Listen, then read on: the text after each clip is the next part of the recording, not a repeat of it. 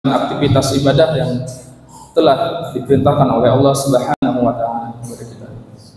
Salawat serta salam semoga selalu tercurahkan kepada Nabi Muhammad sallallahu alaihi wasallam, pada keluarga beliau, sahabat-sahabat beliau, dan para pengikut beliau hingga hari akhir.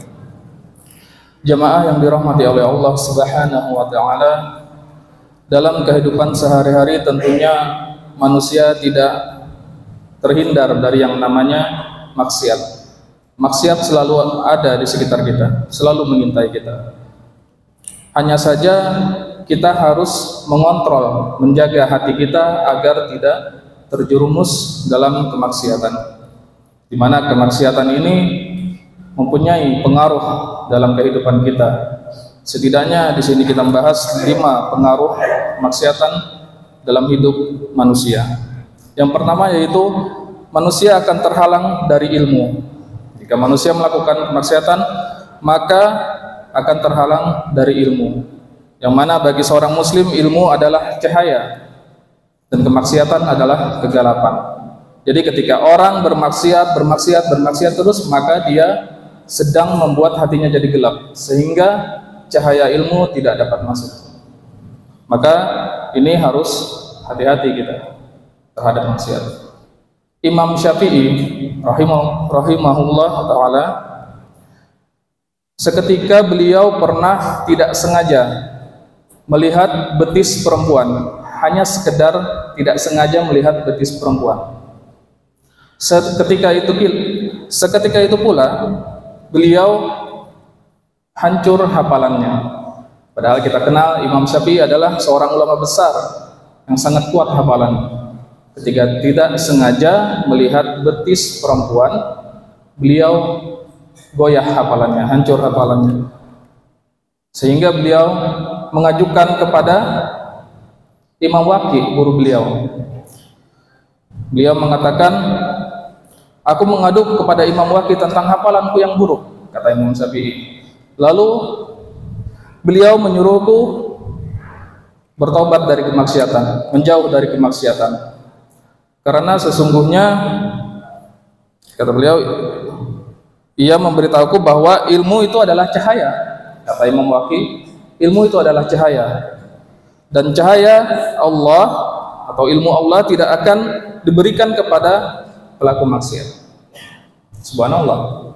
Sekelas Imam Syafi'i, ulama besar, sedikit aja melihat di depan mata beliau ada kemaksiatan, langsung goyah hafalan beliau. Bagaimana dengan kita sekarang? Yang kedua yaitu kemaksiatan dapat menghalang kita dari rizki. Sebagaimana ketakwaan akan mendatangkan rizki, maka sebaliknya kemaksiatan akan menjauhkan kita dari rizki. Rasulullah SAW bersabda yang artinya sesungguhnya seseorang terhalang rizkinya dikarenakan kemaksiatan atau dosa yang dilakukan.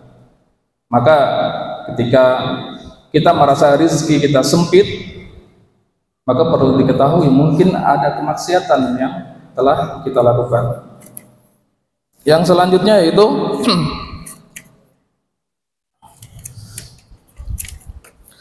urusan kita akan menjadi sulit. Ketika seseorang menghadapi suatu masalah, itu pasti seseorang menginginkan jalan keluar. Maka ketika menjalani proses untuk mencari jalan keluar tersebut akan terasa sangat sulit ketika di dalam dirinya selalu ada kemaksiatan kepada Allah. Namun kebalikannya, ketika seseorang menjaga dirinya dari kemaksiatan dan selalu taat kepada Allah Subhanahu wa taala, maka semua urusannya akan dipermudah.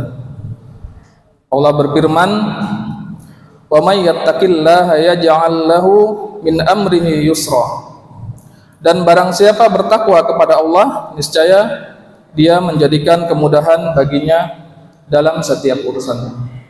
Jadi ketika kita bermaksiat, maka urusan kita akan sulit. Tapi ketika kita bertakwa dan taat kepada Allah, maka urusan kita dipermudah oleh Allah Subhanahu wa taala.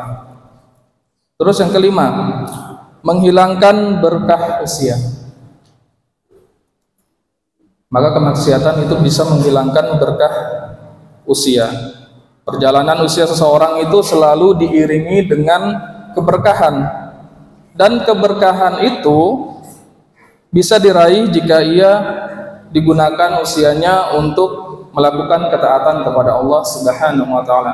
Maka sebaliknya, jika ia gunakan usianya untuk melakukan kemaksiatan, maka akan kehilangan keberkahan dalam hidupnya. Sementara usia terus bertambah sampai tua. Walaupun ia meminta kebaikan, selama kemaksiatan masih berjalan, maka akan percuma. Jadi ketika kita meminta kebaikan pada Allah, meminta kebaikan, tapi maksiat terus jalan, gimana Allah mau mengabulkan? Kita berdoa kepada Allah, tapi maksiat terlalu sering kita lakukan, maka jangan harap doa kita akan terkabul oleh Allah Subhanahu wa taala. Jika kita ingin terkabul, maka lakukanlah ketaatan kepada Allah. Dan semua maksiat ini tentunya akan membuat hati kita menjadi hitam, menjadi kotor, menjadi sakit. Maka untuk mengobati hati yang sakit, maka kita perlu memperbanyak zikir kepada Allah, istighfar, mohon ampun, dan jangan lupa untuk Al-Quran. Allah sebagai obat untuk menyembuhkan hati kita yang sedang kotor. Wallahu a'lam bishawab. Semoga bermanfaat. Aqulu qouli hadza wa astaghfirullahal azim. Innahu huwal ghafurur rahim. Assalamualaikum warahmatullahi wabarakatuh.